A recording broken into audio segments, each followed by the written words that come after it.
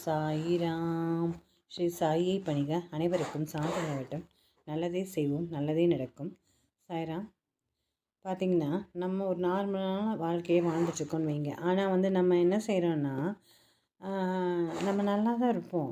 நம்ம மனசை எவ்வளோ சங்கடங்களுக்கு இடையில் நம்ம தேத்தி வச்சுருப்போம். ஆனால் நம்ம மனசை குலைய வைக்கிறதுக்குனே எல்லாம் செய்கிறதுக்குனே நிறைய பேர் இருப்பாங்க. அப்போ என்ன செய்ய முடியும்? நம்ம மனசு என்ன கல்லாவாக இருக்கும், அப்படியே உருகி போயிடும். என்ன பண்ணுறது? நம்ம என்ன தேத்தி ஸ்ட்ராங்காக வச்சுருந்தாலும் நம்ம மனசு அந்த மாதிரி இருக்குது. அப்போ சாயப்பா என்ன சொல்கிறாருன்னா, செம்மையாக ஒரு மேட்ரு சொல்கிறாரு. நம்மளுக்கு தான் சொல்கிறாரு. அது நம்ம எப்படி வாழ்க்கையை வாழணும் அப்படின்றதுக்காக தான் அவர் சொல்கிறாரு. சரிங்களா? அது என்னன்னு சொல்லிட்டு நம்ம பார்க்கலாம். சரி, நீங்கள் எல்லாருமே ஒரு விஷயம், நம்மளுக்குன்னு சில விஷயங்களையெல்லாம் நம்ம ஏற்படுத்தி வச்சுக்கணும். நம்ம சூழ்நிலைக்கு தகுந்த மாதிரி நம்ம இப்படி தான் இருக்கோம், அப்படி தான் இருப்போம் அப்படின்றத நம்ம தான் ஃபிக்ஸ் பண்ணி வச்சுக்கணும். நம்மளுக்கு 1000 தடங்கள் வரத்தான் செய்யும்.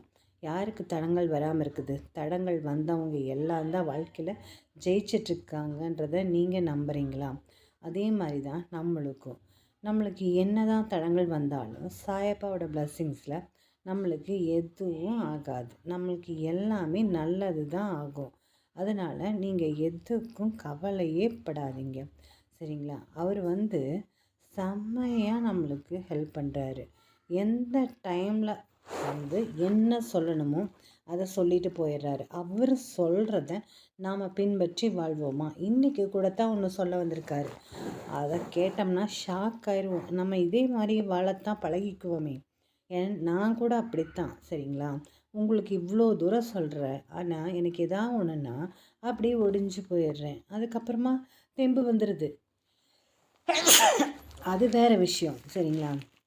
இப்போ பார்த்தீங்கன்னா என்ன சொல்கிறாருன்னா, அன்பு குழந்தையே, வாழ்க்கையை வாழ கற்றுக்கொள். காலம் வேகமாக போய்கொண்டிருக்கிறது. நீ நன்றாக இருந்தால்தான் உன்னை 4 பேர் மதிப்பார்கள். நீ இருக்கும் நிலையை பார்த்து அனைவரும் உன்னை மதிப்பார்கள். ஆனால் நம்பிக்கையை நீ இழந்தால் உயரத்தில் இருந்த நீ இறகை இழந்த பறவை போல கீழே விழுந்து விடுவாய். இதுதான் வாழ்க்கை. உனது தேவையை அறிந்து நீ தேடிச் செல். எதுவும் உன்னை தேடி வராது. நீ எப்படி நடந்து கொள்ள முயற்சி செய்கிறாயோ அப்படித்தான் அனைத்தும் நடக்கும். தயவு செய்து நம்பிக்கை இழந்து விடாதே. மீண்டும் பெறுவது மிகவும் கடினம். போராட வேண்டிய அவசியம் போராடு. தோல்விகள் உன்னை துரத்தினாலும் மீண்டும் மீண்டும் முயல கற்றுக்கொள். எத்தனை முறை தோற்றாலும் ஒரு முறை நீ நிச்சயமாக ஜெயிப்பாய். அது நடக்கப் போகிறது. முதலில் உன்னை முழுவதுமாக நம்பினால் மட்டுமே நீ வாழ்க்கையில் வெற்றி பெற முடியும். அதை விட்டுவிட்டு அடுத்தவனை குறை கூறுவது தவறு. தான் என்ற கர்வத்தை விட்டுவிடு. ஒன்றை பெறுவதற்கு ஒன்றை இழக்க வேண்டும். தவறான பாதையை நோக்கிச் செல்ல நினைக்காதே. உன்னுடைய சோதனை காலம், அதனால்தான் அது உன்னை வாட்டுகிறது. கவலைப்படாமல் இரு, நான் இருக்கிறேன். நீ நினைத்து கொண்டு இருக்கும் காரியம் விரைவில் நிறைவேறப் போகிறது. மீண்டும் உயரப் போகிறாய். உன்னை நான் கைவிட மாட்டேன். உன்னை நானே வழிநடத்தி அழைத்துச் செல்கிறேன். உன்னை கண்டிக்கும் உரிமை எவருக்கும் இல்லை, எனக்கு மட்டும்தான் இருக்கிறது. உன்னை விட்டு விடுவேனா? காத்திரு, இழந்ததை மீண்டும் உனக்கு தருவேன். இது தெரியாமல் கவலைப்பட்டு கொண்டிருக்கிறாய். நம்பிக்கையோடு இரு. நம்பிக்கைதான் வாழ்க்கை. தேரோட்டுபவன் திறமைசாலியாக இருக்கும்போது தேரில் அமர்ந்திருப்பவர் ஏன் சஞ்சலப்பட வேண்டும்? என்னில் சரணடைந்தவர்களுக்கு அவர்களுடைய தேவைகளை பூர்த்தி செய்வது என்னுடைய சேவையே ஆகும்னு அழகாக சொல்லியிருக்காரு. அதனால் நாம் எந்த ஒரு விஷயத்துக்காகவும் கலங்க வேண்டிய அவசியமே இல்லை. அவர் இருக்காருன்ற தைரியத்தில் ஜம்முன்னு நடைநோக்கி போயிட்டே இருப்போம். சரிங்களா?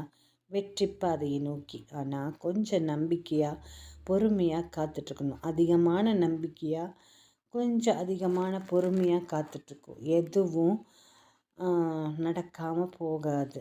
நம்ம மனசு ஒடிஞ்ச நேரத்தில் எதிர்பாராத விஷயங்கள் நடந்து நம்மளையே வியப்புக்குள்ளாக்கும். அப்போது நம்ம கண்ணில் ஆனந்த கண்ணீர் வருவது உறுதி. சரியா? நம்ம எல்லாரும் சாயப்பா குழந்தையாக இருக்கும்போது எதுக்கு போய் கலங்கிட்டு இருக்கணும்? நம்ம எல்லாம் ஜெயிக்க பிறந்தவங்க. கண்டிப்பாக நம்ம ஜெயிப்போம். நம்ம எப்படி வாழ்க்கையில் விருப்பமோ அந்த நிலைமை அப்படியே மாறும். நம்ம எதிர்பாராத விஷயங்கள்லாம் நடக்கும். நம்ம வாழ்க்கையிலும் மிராக்கள் நடக்கும் சாயப்பாவோட பிளெஸ்ஸிங்ஸில். அன்னைக்கு நம்ம சந்தோஷமாக இருப்போம். அவருக்கு கோடான கோடி நன்றியை ஒவ்வொரு நாளும் ஒவ்வொரு நிமிஷமும் சொல்லிகிட்டு இருப்போம். இப்போ கூட நம்ம ஒன்றும் மோசமாக போயிடல. யாருக்கிட்டையும் கையேந்தாத நிலைமை தான் அவர் நம்மளுக்கு வச்சுருக்காரு. நம்ம நல்லபடியாக தான் வாழ்கிறோம். நம்மளுக்கு கீழே எத்தனையோ பேர் கஷ்டப்பட்டுட்டு இருக்காங்களே, அவங்கள விட நம்ம நல்லா தானே இருக்கோம். இந்த ஒரு நிகழ்வுக்காக அவர்கிட்ட நம்ம நன்றிகளையும் நமஸ்காரங்களையும் சொல்லிக்கிட்டே இருப்போம். அவர் நம்மளுக்கு வாழ்க்கையில் எல்லாத்தையும் கொடுப்பாரு. ஐஸ்வர்யம் வேணுமா ஐஸ்வர்யத்தை கொடுப்பாரு, வேலை வேணுமா வேலையை கொடுப்பாரு, திருமண வாழ்க்கை வேணுமா திருமணத்தை கொடுப்பாரு, குழந்தை வேணுமா குழந்தை வேணும், மார்க் வேணும்னா மார்க் வேணும், எல்லாம் கொடுப்பாரு. சரிங்களா? சரிப்பா, சந்தோஷமாக வாழ்வோம் வளம்பும். ஜெய் சாய்ராம். சாயப்பாவின் திருவடிகளே சரணம். பாப்பா வந்துருச்சு. பாய்.